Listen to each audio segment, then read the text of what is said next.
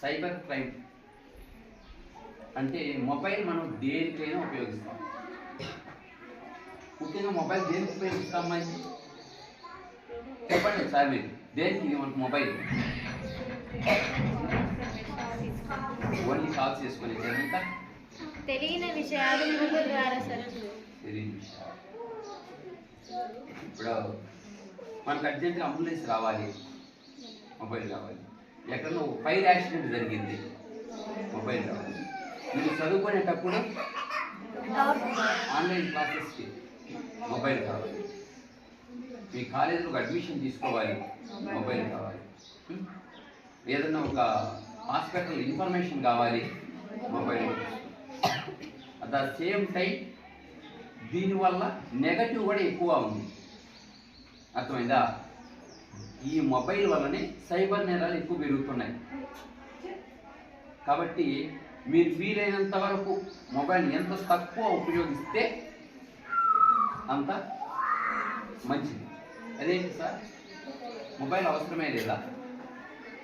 Mobile అవసరమే. అయితే ఒకప్పుడు మేము చిన్నగా ఉన్నప్పుడు మొబైల్ అంటే ఏంటి కూడా పేరు కూడా వినేదాం. అప్పుడు చదువుకుంటాను. ఇప్పుడు సాంకేతిక పరిజ్ఞానం అనేది చాలా పెరిగిపోయింది. కాబట్టి ప్రతి మనిషి నిత్య జీవితంలో మొబైల్ అత్యవసర వస్తువు అయిపోయింది.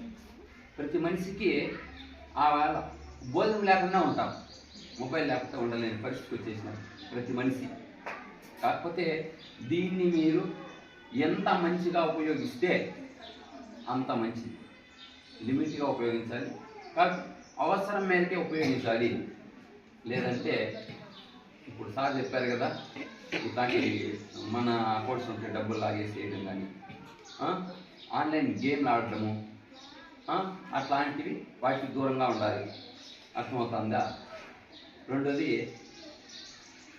మీ పేరెంట్స్తో కూడా అర్థమవుతుందా, మీకు వాళ్ళతో కూడా డిస్కస్ చేయాలి.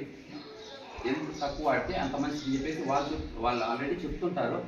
మీ నుంచి వాళ్ళకి రెస్పాండ్ అయితే, అంటే మా పిల్లలు కూడా కాస్త మార్పు వచ్చింది అనే విషయం కూడా వాళ్ళ వరకు వెళ్ళాలి. నెక్స్ట్ మీరు ఇంటికి వెళ్తారు కదా హాలిడేస్లో, అప్పుడు వెళ్తానంటే మొబైల్ పట్టుకునేసి గేమ్లు ఆడడం, ఆన్లైన్ గేమ్లు ఆడడం అలాంటివి చేయకుండా వీలైనంత వరకు బాగా ఆడండి. ఇక్కడ గ్రౌండ్ ఆడండి, క్రికెట్ ఆడండి, చెస్ ఆడండి, క్రికెట్ ఖోఖో ఆడండి. అంటే శారీరకంగా ఇటు చూడండి, మా శారీరకంగా మంచి దృఢత్వం వస్తుంది. మైండ్ కూడా మానసికంగా కూడా ఉల్లాసంగా ఉంటారు. శారీరకంగా మానసికంగా రెండు ఉల్లాసంగా ఉంటారు. కాబట్టి వీలైనంత వరకు ఆ గేమ్స్ కూడా ఇప్పుడు పిల్లలు ఎక్కువ వీటితో ఆడుతున్నారు. ఖచ్చితంగా చెప్పండి, మా ఒకసారి చేతులు ఎత్తండి, మేము ఆన్లైన్ గేమ్ ఆడట్లేదు అని చేతులు ఎత్తండి.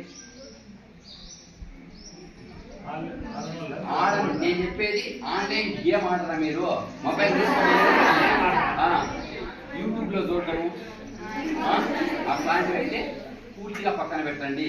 మీరు కేవలం అవసరం మేరకు మాత్రమే వాడండి. అర్థమవుతుందా? గేమ్స్ అసలు ఏ గేమ్ ఆడాలంటే కూడా ఫస్ట్ గ్రౌండ్లో ఆడండి. ఏమో మీరు పీటీ ఉన్నారా మేడం గారు? పీటీ ఉన్నారా?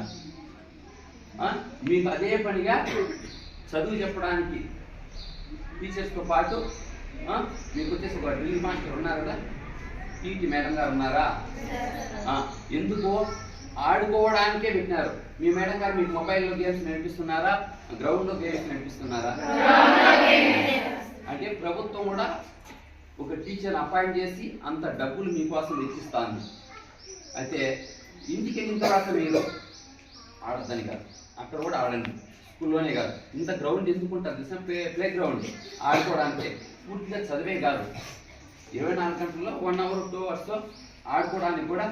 ఎందుకంటే శారీరకంగా మానసికంగా ఉల్లాసంగా ఉండాలంటే గేమ్స్ కూడా ఆడాలి. కాబట్టి మీకు అలాంటి గేమ్స్ మాత్రమే ప్రిఫర్ చేయండి. అర్థమవుతుందా? వీటి జోలికి ఎంత తగ్గించుకుంటే మొబైల్ అంతా మీకు మానసికంగా శారీరకంగా మంచిది.